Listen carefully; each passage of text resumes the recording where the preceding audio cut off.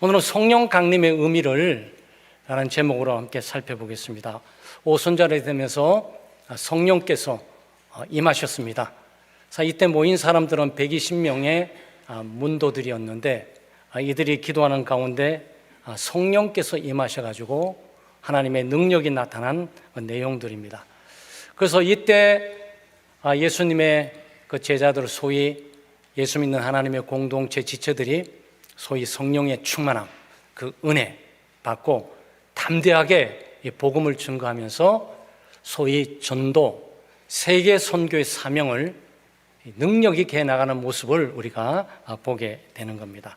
그리고 본문을 통해서 우리가 정말 하나님이 하시는 구원의 계획, 또 성령의 충만함과 강림의 의미, 교회가 존재하는 의미, 감당해야 할 사명의 의미가 무엇인지 우리가 잘 알고, 우리도 초대교회 교인들처럼 성령으로 충만하고 또 능력으로 충만해서 예수 그리스도 피 묻은 복음을 정말 땅끝까지 증거하는 열정들이 일어나는 귀한 시간 되시기를 주의 이름으로 축원합니다.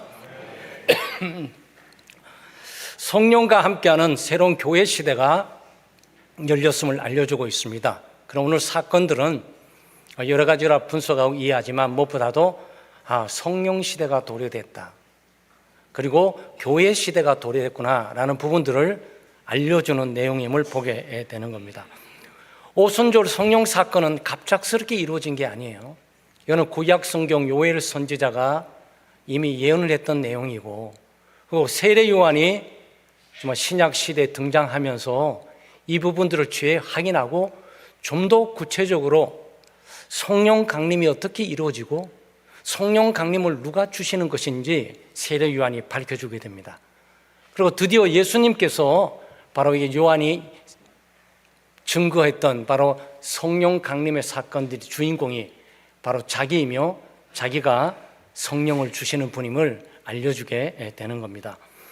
요엘서 2장 28절에 보게 되면 그 후에 내가 내 영을 만민에게 부어주리니 너희의 자녀들이 장래일을 말할 것이며 너희의 늙은이는 꿈을 꾸고 너희의 젊은이는 이상을 볼 것이라고 요엘 선지자가 이미 몇백 년 전에, 신약 성경 시작 아닌 몇백 년 전에 성령께서 강림할 것들을 이미 예언을 해 놓았단 말이죠. 그리고 이 사건을 신약 성경에 예수님보다 6개월 먼저 나타난 세례 요한이 이 부분을 언급합니다. 그래서 마태복음 3장 11절 말씀에 나는 너희로 회개하게 하기 위하여 물로 세례를 베풀거니와 내 뒤에 오시는 이는 나보다 능력이 많으시니 나는 그의 신을 들기도 감당하지 못하겠노라. 그는 성령과 불로 너희에게 세례를 베푸실 것이요, 이렇게 말했습니다.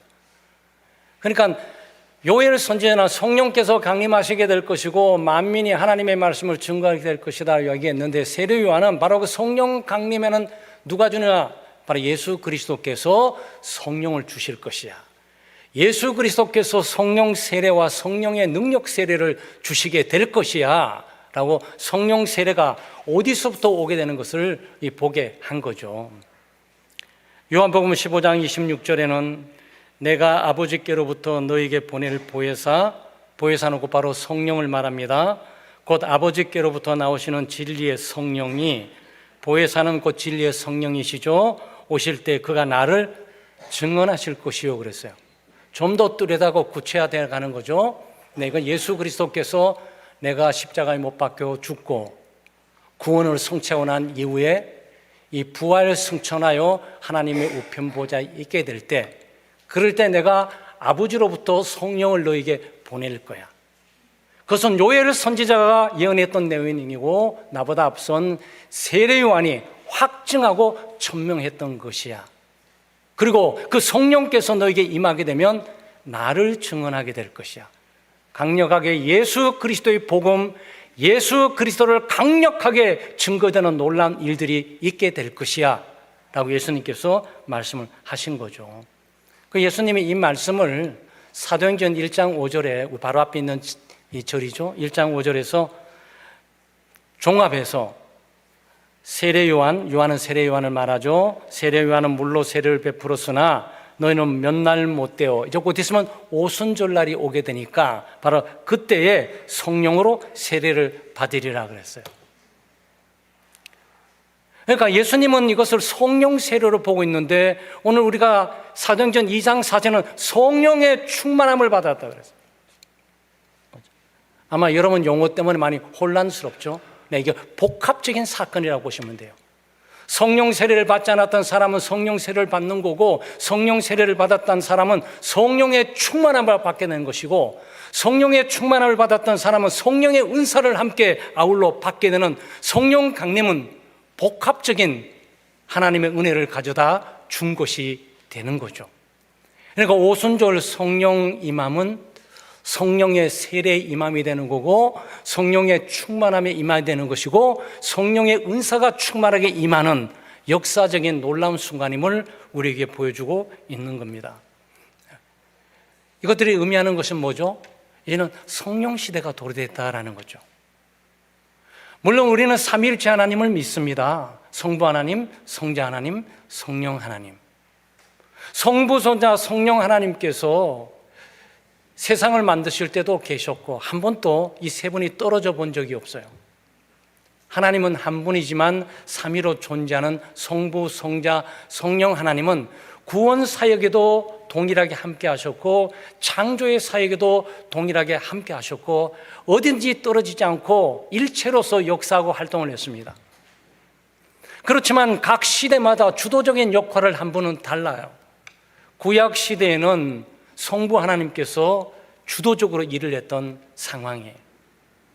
신약 성경 들어오면서 사복음서 마태, 마가, 누가 또 요한복음을 보게 되면 예수 그리스도가 전면에 등장하게 됩니다.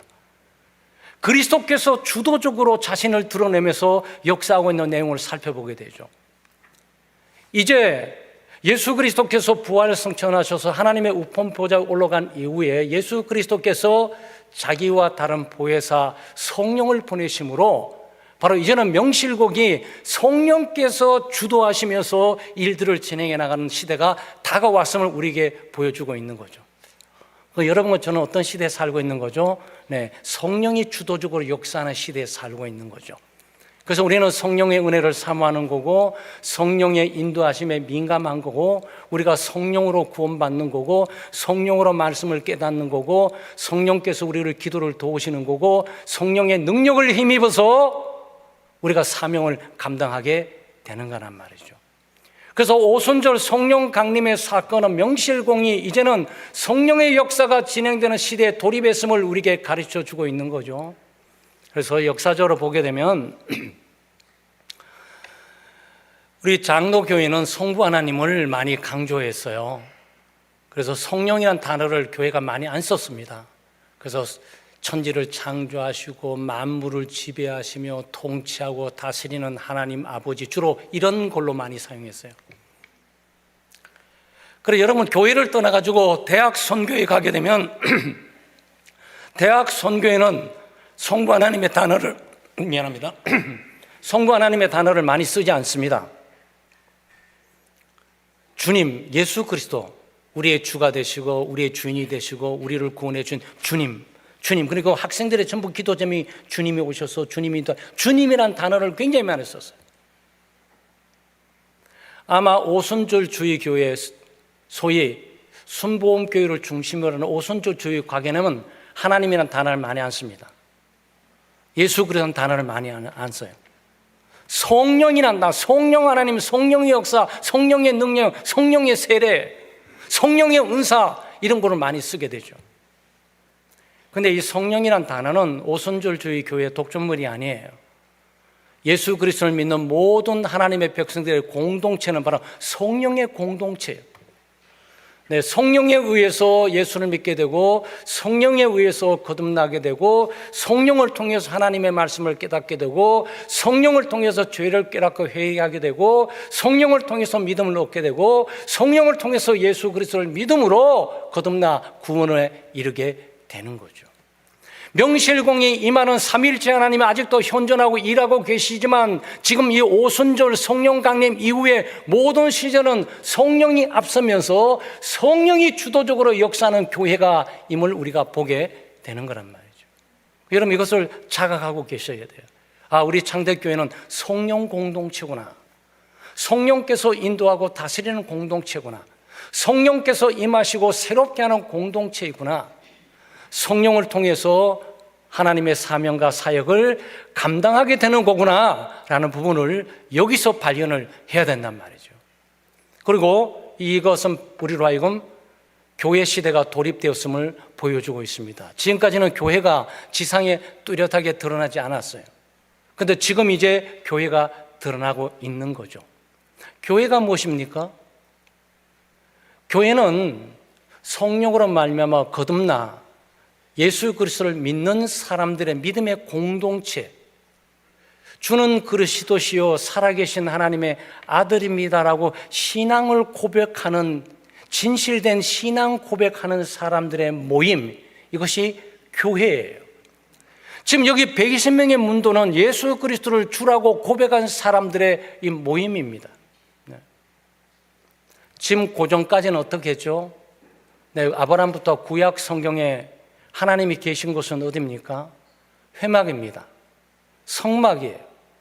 하나님의 백성들은 성막 중심, 회막 중심으로 모여서 거기에 하나님께서 불기둥과 구름기둥으로 나타났기 때문에 지성소와 성소가 있는 그 장소를 향해서 늘 나갔고, 동서남북 어디에 있어도 그 장소가 중심이 돼서 그 장소를 나갔던 거예요.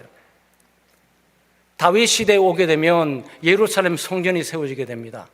언약궤가 그 들어가면서 하나님의 백성들의 중심에는 하나님이 거하시는 곳은 바로 그 예루살렘 성이에요.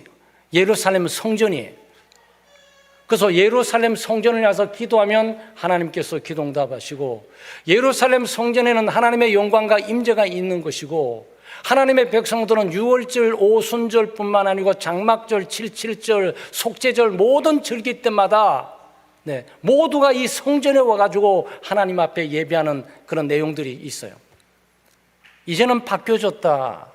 이제는 성전 중심이 아니다. 이제는 성막 중심이 아니다. 이제는 모임 중심이다. 하나님의 백성들이 모인 그곳에 예수를 믿는 믿음의 사람들이 두세 사람으로 모인 그곳이 하나님께서 임하시고 성령께서 임하시며 그들을 통해서 성령께서 사용하시고 역사하신다 라는 부분들을 보여주는 그런 사건이란 말이죠.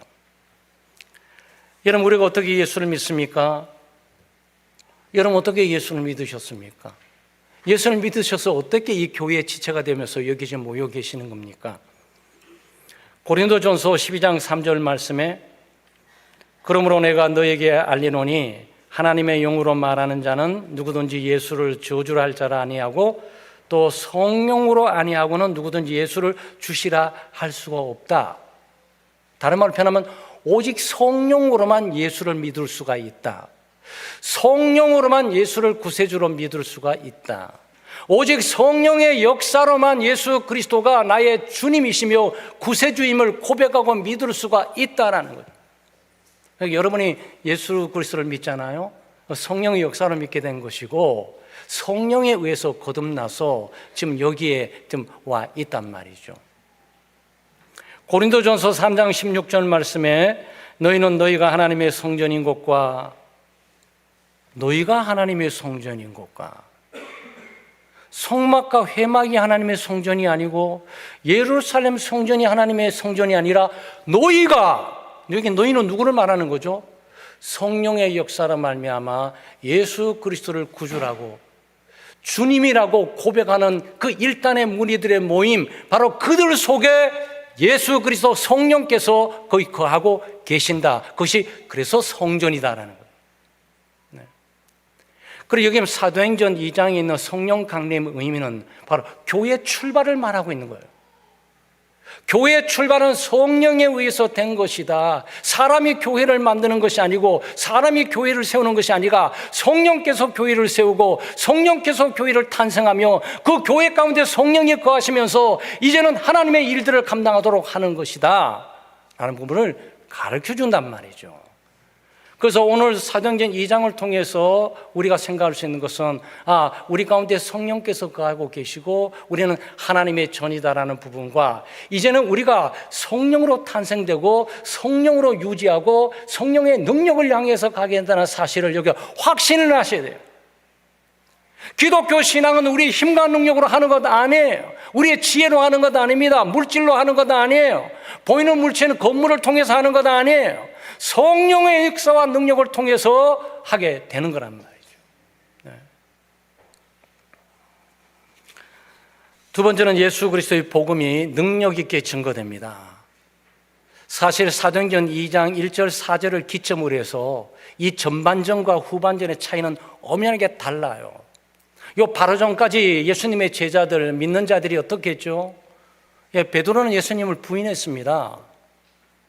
네. 그리고 예수님이 십자가 못 박힐 때 다 도망갔습니다. 예수님이 부활한 이후에 지금 어떻게 하고 있는 거죠? 문 꽉꽉 걸어당기고 핍박과 박해가 있는 곳에 박해를 받지 않고 고난당하지 않고 시련당하지 않기 위해서 꼭꼭 숨어서 나오지를 않습니다. 지금 그 상황이 그렇잖아요. 그런데 지금 성령이 임하시고 성령의 충만을 받는 이후에 이 사람들의 삶은 완전하게 바뀌어집니다. 세상을 향해 나가게 되죠. 핍박과 박해 두려워하지 않습니다. 그 사람들의 비웃음과 조롱 두려워하지 않습니다. 자기들이 어떤 해코지를 받게 될까 두려워하지 않습니다. 오직 예수 그리스도의 십자가의 죽음과 부활 사건에 완전히 사로잡혀서 그 사건을 향해서 강력하게 증거하는 일들이 진행되게 되는 거죠. 근데 이게 사도행전이에요. 마치 이 일은 예수님께서 이미 예고하고 말하지 않았어요? 사도행전 1장 8절 말씀에 오직 성령이 너에게 임하시면 성령의 충만함을 받고 너희가 예루살렘과 온 유대와 사마리아와 땅끝까지 내 증인이 될 거라고. 성령 충만 받기 전까지는 그렇게 안 된다는 얘기예요. 그리고 하나님의 백성들이 사명을 감당하고 전도하고 선교하기 위해서 성령의 충만함을 받아야 한단 말이죠. 성령의 충만함이 없이 하나님의 사역과 복음을 증거할 수는 없는 거예요. 제자들은 지금 성령 충만해서 전도하는 거죠. 그래서 사도행전은 28장으로 되어 있어요. 사도행전 28장으로 되어 있는데 지금 사도행전 1장 8절은 예루살렘, 온 유대, 사마리아, 그리고 땅끝까지 가잖아요.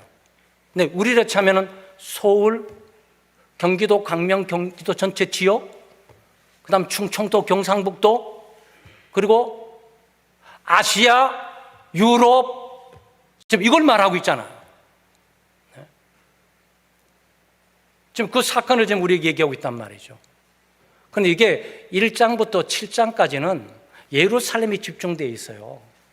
이 박해, 핍박, 잡히면 죽을 수 있고 굉장히 치욕을 당할 수 있는 이 장소에서 떠나지 않고 드러내서 충만하게 복음을 증거하는 일들이 1장부터 7장까지 있게 됩니다. 8장부터 9장까지는 온 유대와 사마리아까지 확장되는 사역이 진행돼요. 그다 10장부터 28장까지는 땅끝까지 로마까지 가게 되죠. 바울 사도가 로마까지 도착하는 장면이 거기 그려져 있어요. 사도행전은 그걸로 끝나는 것이 아니고요. 이 성령께서 전하고 이제 교회가 시대가 도래되고 성령 시대가 도래되면서 그걸로 끝나는 것이 아니고 앞으로 모든 오고 오는 믿음의 공동체, 믿음의 지체들, 하나님의 교회는 바로 성령을 따라 행하면서 성령의 능력을 가지고 복음화 사명을 땅끝까지 감당하는 일들이 남아있단 말이죠. 그 일들은 각 시대마다 각 교회가 채워야 되는 그런 일이란 말이에요.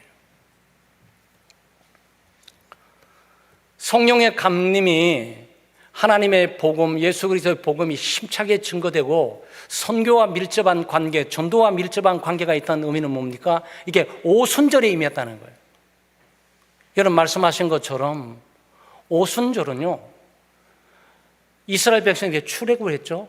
네, 출애굽하고 있는 6월절을 기념하는 50일째 오순절을 이렇게 지킵니다. 이스라엘 백성들이 출애굽을 하지 않았습니까? 50일째 모세가 시내산에서 소위 하나님의 율법을 받습니다. 오순절 50일의 의미가 굉장히 중요한 의미를 담고 있단 말이죠.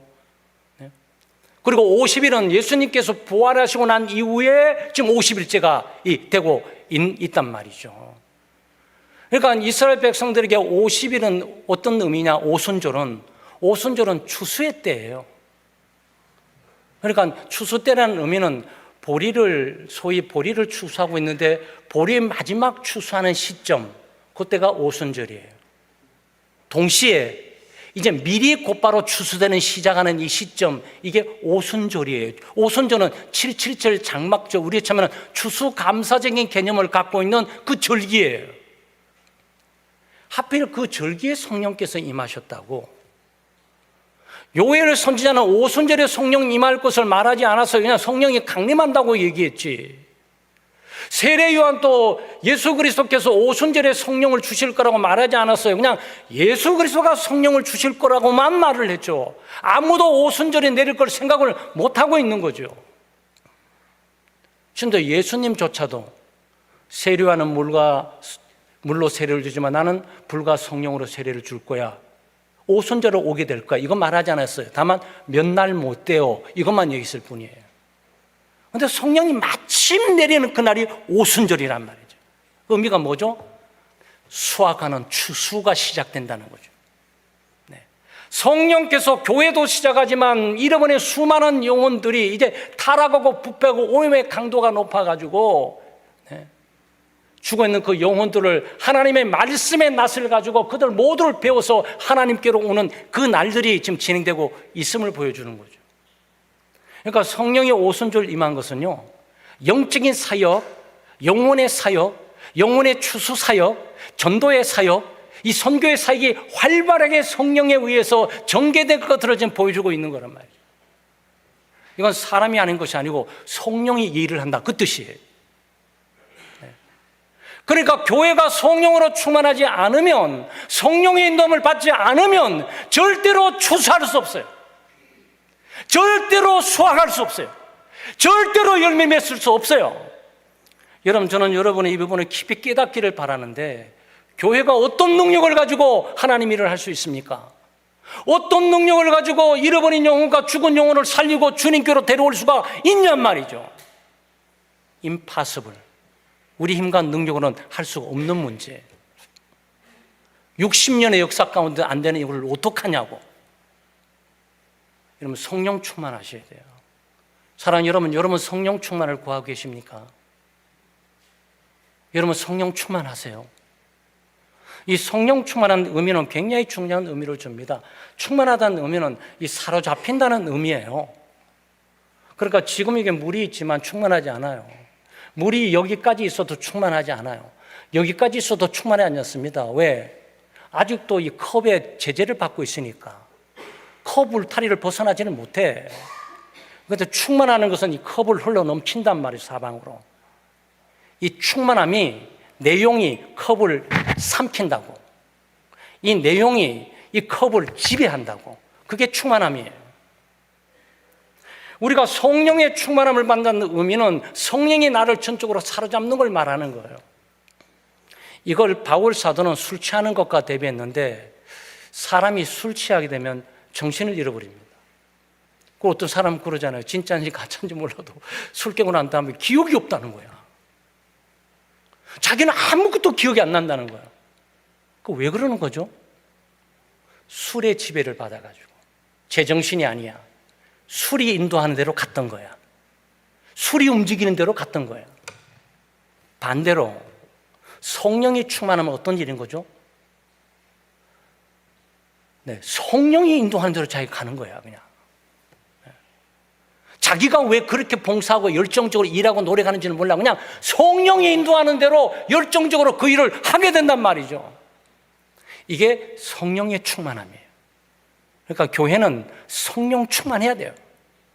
성령 충만할 수밖에 없어요. 그게 오늘 사도행전 2장에 보여지는 정확한 역사적인 사건이에요. 그래서 우리는 관심을 사람이 얼마나 많이 있냐, 적게 있냐, 주차장이 얼마나 크냐, 넓냐, 건물이 얼마나 좋냐, 나쁘냐, 교회가 얼마나 제도적으로 장치된 안 됐냐, 헌금이 얼마나 많냐 적냐, 이거 생각하지 마세요. 성령 충만하시면 되는 거야. 우리는 이 초대교회 이 경제적인 압박과 어려움들, 시련과 고난과 고통들, 이들은 건물도 없어요, 찬양대도 없습니다, 반주제도 없고 반주도 없어요. 이들에게 필요한 게 뭡니까? 성령의 충만함이죠. 성령으로 충만하게 되면 믿음이 충만하고 그리스도로 충만하니까 문제들이 보이지 않는 거죠. 육신적인 문제들이 보이지 않고 성령이 흘러가는 흐름을 타고 가는 거죠. 우리는 이것을 성령의, 저는 파도 탄다라고 표현합니다. 서핑 알죠? 서핑. 네, 서핑을 잘하는 친구들은요, 큰 파도를 기다려요. 어떤 10m 넘는 파도가 그걸 기다리면 그걸 타고 올라간다고. 성령이 가는 힘과 능력이 있단 말이죠. 그래서 오순절은 추수와 열매를 지금 강조하고 있고, 성령께서 교회를 통해서 일하신다. 교회를 통해서, 이제 교회란 믿는 사람을 말하는 거예요. 예수 그리스도를 구주로 믿는 사람들을 통해서, 그들 개인과 공동체와 그룹들을 통해서 이제 성령께서 그들을 이끌어 가시면서 많은 영혼들, 소위 오순절, 50일째 모세가 하나님의 말씀을 받았던 것처럼 이 말씀의 낫을 통해서 많은 영혼들을 수확하게 될 것을 보여주는 거죠. 근데 이제 시작인 거죠, 지금 이 시대. 우리는 이 시대에 그래서 수천 년 지금 지나고 와 있잖아. 이 시대 물결과 파도 가운데 여전히 지금 가고 있다는 사실을 인식할 필요가 있어요. 성령의 파도가 있다고요. 잔잔한 소위 물만 있는 그 장소에서 계속적으로 머뭇고 찰랑찰랑 걸을 것이 아니라 깊은 속에 가가지고 정말 기쁨을 경험도 해야 되지 않냔 말이죠.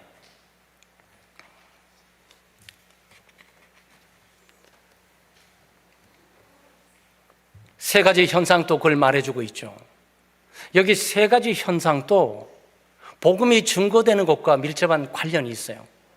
어떤 현상이 있는 거죠? 바람 같은 소리라고 했어요.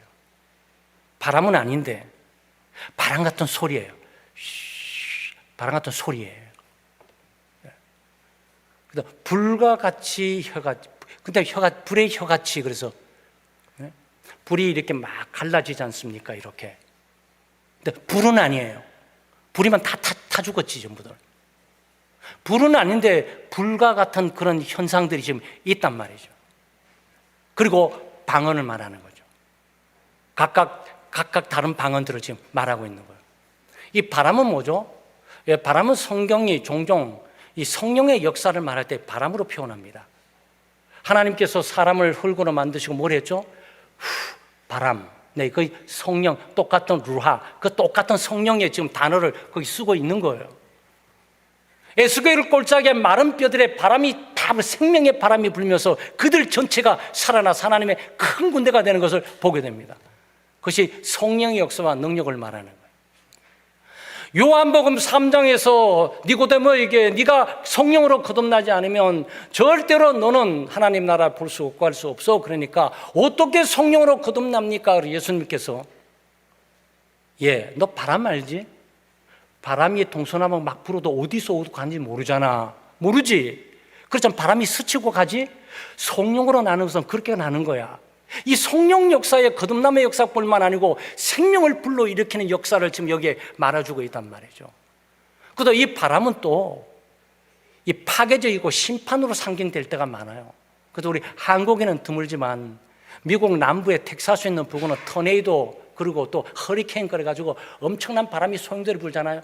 지나고 난 다음에 막 초토화돼 버리는 거거든요. 산상조가 다 부서져 버린 거죠. 저기 의미하고 있는 것은 뭐죠? 성령께서 하나님의 교회에 임하게 될 때 죄들이 다 무너지고 깨어지고 완고하고 강팍한 마음들, 완악한 마음들 완전히 산산 부셔지는 거야. 그냥 영혼들이 그렇게 강팍하게 예수를 안 믿기로 다짐하고 악을 품고 있는데도 그냥 무너져 깨지는 거죠. 성령의 바람의 그 능력을 지금 여기에 표현하고 있단 말이죠. 성령께서 그렇게 하나님의 교회에 임하게 될 것이고 나가게 될 것이고, 그리고 불도 마찬가지죠. 불은 성령의 불, 네, 성령의 불로 좀 표현하는데, 이 불은 그 성령께서 우리에 있으면 우리가 불 받아가지고 뜨겁게 다 죽지 않습니다. 그냥 가슴에 엄청난 뜨거움을 느끼면서 용솟음치는 그 열정들이 솟구쳐 오르게 되죠. 그리고 동시에 이 불은 정화시키는 것 아니겠습니까? 죄를 다 태워버리고.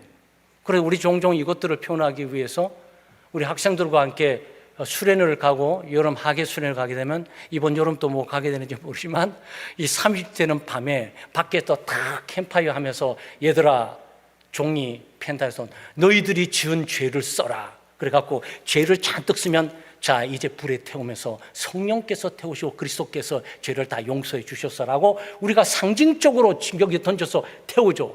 그래서 자기 죄를 쓴 제목들이 불에 타는 것을 보면서 기도를 막 하면서 아이들이 그러지 않습니까? 아마 여기 우리 경험하신 분들도 많을 거예요. 그 의미가 무엇입니까? 네, 죄를 태워버리고 죄를 사라지게 하면 죄를 완전히 욕망대로 끌어오는 그 욕망도 불로 완전히 사라지게 만들어버리는 거예요. 그 성령의 역사를 지금 말해주고 있는 거죠. 하나님의 교회는 이런 능력이 임하게 된다. 하나님의 교회는 이렇게 놀라운 역사가 있게 된다. 바로 이런 역사를 통해서 하나님의 공동체가 예수 그리스도의 피 묻은 복음을 강력하게 증거하는 일에 힘을 얻게 될 것이다라고 보는 거죠. 이렇게 방언 내용 나오지 않습니까? 네, 이 방언을 이렇게 하게 되는데 이때 어떤 사람들이 왔냐 하면 여러 가지 그 지역 가운데 한 15개 지역에서 사람들이 유월절을 지키러 왔습니다. 예수님의 십자가를 보려고 부활을 보러 온 것이 아니고 그냥 유월절을 지키러 온 거예요. 유월절을. 그러니까 유월절을 하기 위해서 토요일날 예수님을 빨리, 금요일날 예수님을 빨리 해서 매장시킨 거예요. 유월절을 지키려고.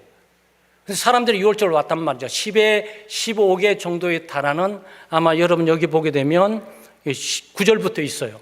우리는 바데인가 메데인가 엘람인가 또 메소포타미아 유대와 갑바도게와 본도와 아시아 부르게와 밤빌리아 애굽과 구레네에 가까운 리비아 여러 지역에 사는 사람들을 그리고 또 멀리 로마로부터 온 사람들 그 유대인과 유대교에 입교한 사람들 유대인들은 혈통적으로 유대인으로 태어난 거고 유대교에 입교한 사람이라는 것은 유대인이 아닌데 유대인인 것처럼 살고 싶어서 할례를 받고 들어온 개종된 사람들을 말하고 있는 거죠. 지도를 보면 이렇습니다. 한글 지도가 없어가지고 영어 지도도 자꾸 이렇게 하게 되는데 여기 보게 되면 우리가 지금 여기가 지금 예수님이 지금 팔레스타인이잖아요. 지금 그렇죠? 네, 여기가 예루살렘 교회, 여기가 성령께서 임하신 거라고. 근데 여기에 유월절을 지키기 위해서 여기에 바데인, 메데인, 여기 엘라민, 여기가 페르시아, 옛날에도 페르시아 제국입니다. 지금은 이란 지역이에요. 그 이란이 옛날에 그 강세가 있어서 지금 또 소리를 칠 수밖에 없는 게 과거 한때는 굉장한 제국, 페르시아 제국이었던 그런 역사가 있어요. 여기에 유대인들이나 또 유대교에 개종한 사람들이 여기까지 왔단 말이죠. 네. 그리고 여기에 지금 아라비아 있지 않습니까? 여기 사우디아라비아 여기 있는 사람들 여기까지 왔단 말이죠. 또 여기 보게 되면 여기에 바벨론이 있어요. 여기 수리아 바벨론 지역에 여기 있는 사람들 여기 왔단 말이죠. 여기 애굽이 있어요. 애굽 지역에 왔단 말이죠. 그리고 여기 리비아 있어요. 리비아 지역에서 왔단 말이죠. 구레네 여기 있어요. 여기서 왔단 말이죠. 뭐 이런 거예요. 그러니까 사실은 지금 여기 와 있는 사람이 지금 그림은 없지만 여기 넘어가기 터키지 않았습니까? 아시아의 지역에 본도에서 난 사람, 갈라데아, 밤빌리아. 근데 여기서 지금 온 거란 말이죠. 지금 있는 옛날에 그 터키죠. 튀르키예 지역에서. 그리고 여기 로마가 엠파이어 로마인데 여기서부터 여기까지 왔단 말이죠. 거의 전 세계에 있는 유대인들이 유월절 지키려고 하는 유월절 참 극성이에요. 이거 좀 우리가 본받아야 돼요. 사실은 주일날 예배 보기 위해서 수천 킬로 떨어져서도 와야 된단 말이죠. 근데 우리는 이 핑계 정기기 되면서 모이지를 않는데 모이는 교회의 의미는 굉장히 중요한 의미를 가지고 있어요. 이건 성령 공동체의 연합과 하나 되면 의미도 갖고 있는데 이렇게 왔단 말이죠. 이 사람들을 종합적으로 얘기하게 되면 세 가지 언어를 씁니다. 15개 지역에 왔지만 첫째는 아람어를 씁니다. 둘째는 헬라어를 써요. 셋째는 라틴어를 씁니다. 지금 여기 있는 사람들은 무슨 언어를 쓰는지 아세요? 예루살렘은 히브리어를 씁니다. 지금 히브리어밖에 모르는 사람은 이 사람들이 아람어도 모르고 헬라도 모르고 이 사람 라틴어도 모르는데 이 사람들이 성령의 충만함을 받아주고 그때 수많은 청중들이 있었는데 그들에게 하나님의 말씀을 어떤 사람은 라틴어로 어떤 사람은 헬라어로 어떤 사람은 아람어로 전달하고 그렇게 들었다는 거예요. 참 이런 은혜가 있으면 얼마나 좋겠어요. 유학 갔을 때 성령 충만해가지고 막 영화가 막 슉슉 나왔으면 막 꿈꾸는 얘기인데 이건 기이하고 초자연적인 역사가 여기에 있었단 말이죠. 네. 방언은 뭐죠? 방언은 무아지경의 언어가 아니고 황홀경의 언어가 아니에요. 옛날에 저희들이 좀 어려서 어린 시절, 중고등학교 시절에 오순절주의 교회 가운데 산에 올라가면 하늘산에 가게 되고 막 뭐 최자실 그 권사의 그 금식기도 가게 되면 막 이랬는데 저도 막 동료돼 가지고 와 정말 저런 놀라운 역사 그랬는데 저거 분명히 뭔지를 규정해야 된다라고 제가 공부를 했고 제가 석사 논문이 방언이에요. 그 공부를 했어요. 보고 있는 게 언어예요, 여러분. 자기도 모르고 남도 모르는 황홀경에서 무아지경 가운데서 이 정신과 이성을 쏙 빼버리고 막 말한 게 아니에요. 주어, 동사, 목적어, 형용사, 부사 이게 정확하게 언어 톤을 가지고 전달을 했던 거예요. 그래서 이 사람들이 깜짝 놀랐어요. 아니 나는 아람어를 쓰는데 저 사람이 어떻게 아람어를 알고 아람어를 말하고 내가 아람어로 듣지? 나는 라틴 계통의 로마에서 왔는데 저 사람들이 언제 라틴어를 배웠기에 라틴어를 쓰면서 내가 라틴말로 지금 듣고 있는 거지? 좀 깜짝 놀랐단 말이죠. 왜 이런 언어적인 능력과 역사가 있습니까? 네, 그리스도의 복음이 증거되게 하기 위해서. 방언 은사의 목적은 딱 하나예요. 이것은 그 당시에 통용된 언어였는데 하나님의 복음이 능력 있게 전파되도록 하기 위해서 어떤 나라에 온 사람도 하나님의 복음을 알지 못하는 것이면 누구든지 알아듣도록 그들의 말로 전달되게 되었단 말이죠. 그런데 여기서 아마 여러분 생각할 때 신묘 막치가다 나도 저런 은혜가 있었으면 얼마나 좋을까 이런 생각 들죠. 근데 이 생각이 여기에 좀 집중해야 돼요. 11절 말씀에 그레데인과 아라비아인들이라 우리가 다 우리의 각 언어로 하나님의 큰일 말함을 듣는도다 그랬어요. 이게 뭡니까? 하나님의 큰일 때문에 놀란 거예요. 저 사람들이 라틴어를 쓰는지 헬라어를 쓰는지 어떻게 알아요? 이 많은 사람들이 참대교회 교인들 가운데 누가 독일어를 하고 중국어를 일본어를 하는지 듣는 사람이 어떻게 아냐고. 몰라요. 이 사람들의 자기들의 언어를 듣는 이것도 놀라운 일이고 타지에서 자기들의 언어도 듣는 것도 놀랐지만 그 내용이 하나님의 큰일이라는 사실에 충격을 받는 거예요.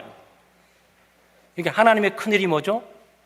네, 우리가 말하는 예수 그리스도의 십자가의 죽음과 부활 사건을 둘러싸고 있는 내용들이 전달된 거야.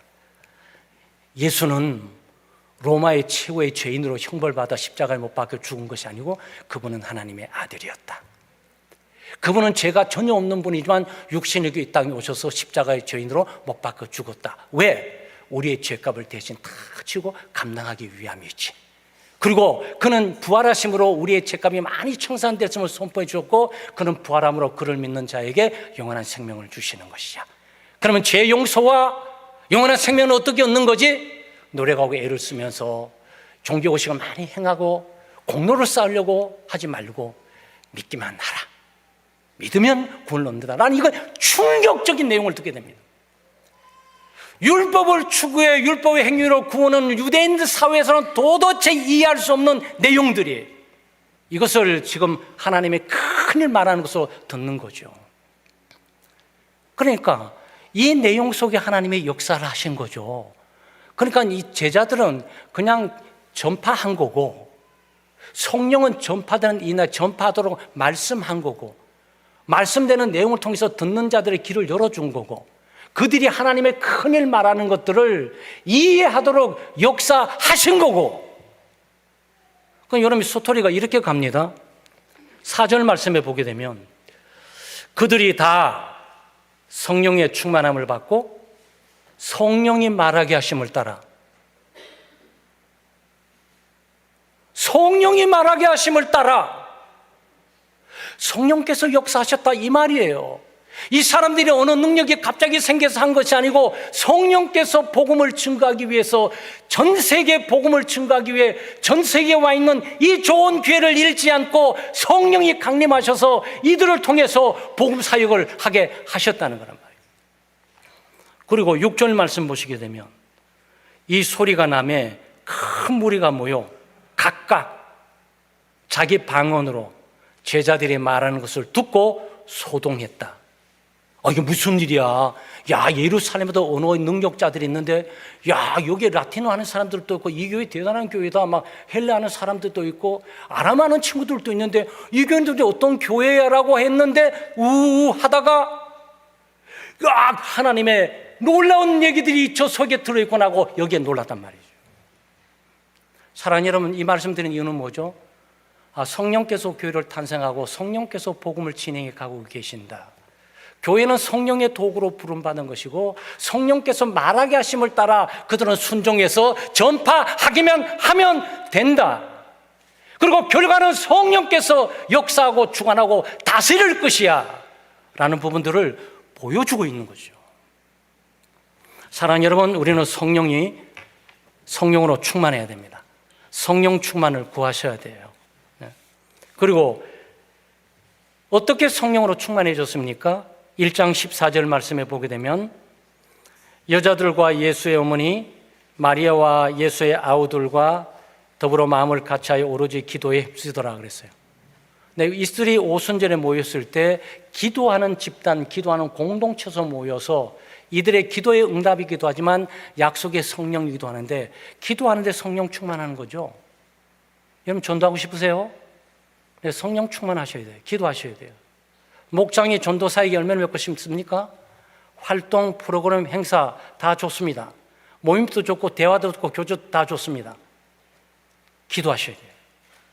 기도하셔야 돼요. 기도를 통해서 우리가 성령의 충만함을 받아야 돼요. 그러나 모든 문제들이 성령을 따라서 가게 되어 있는 거죠. 사도행전 4장 31절 말씀에 빌기를 다하며 기도했다는 겁니다. 모인 곳이 진동하더니 우리가 다 성령이 충만하여 담대히 하나님의 말씀을 전했다. 성령 충만해서 하나님의 말씀을 전하는 것은 모여서 기도했다 라는 걸 우리에게 보여주고 있는 거죠. 근데 사도행전은 이 패턴으로 지금 계속 믿음의 공동체가 믿음의 행진을 향해 가고 있는 거예요. 사랑하는 여러분, 오순절 역사는 단회적인 사건이지만 교회 경험적으로는 모든 오고는 교회들이 경험되어지고 경험돼야 될 내용이에요. 그래서 우리 창대교회는 모이면 기도하고 모이는 교회의 핵심은 기도입니다. 이거 다른 패턴을 말하면 우리 창대교회가 2024년도 표를 걸건 모여서 기도하고 흩어서 전도하자, 전도하다 돌아와서 기도하고 전도하자, 이거예요. 이거 잘 하시면 돼요. 이거 잘 하시면 성령께서 우리를 새롭게 하시고 강하게 하시고 담대하게 하시고 능력으로 임하시고 충만하게 하시고 그리스도로 충만하게 하시고 말씀으로 충만하게 하시고 능력으로 충만하게 하셔서 예배를 예배답게 드리고 기도를 기도답게 하고 찬양을 찬양답게 하고 봉사를 봉사답게 하고 나가서 그리스도의 복음을 주저함 없이 담대하게 증거할 수 있게 되는 거죠. 여기에 교회의 답이 있습니다. 교회의 미래가 여기에 달려 있는 거죠. 우리 창대 성도 여러분, 성령으로 충만합시다. 기도합시다. 어디에 모이든지 두세 사람이 모이는 것에 우리가 봉사하든지 헌신하든지 프로그램을 하든지 행사를 하든지 모일 때마다 우리가 기도하고 흩어져서 봉사하고 섬기고 전도하는 그런 놀라운 우리 창대교회, 능력의 장중에 잡히는 우리 교우들, 성도들 되시기를 주의 이름으로 축원합니다.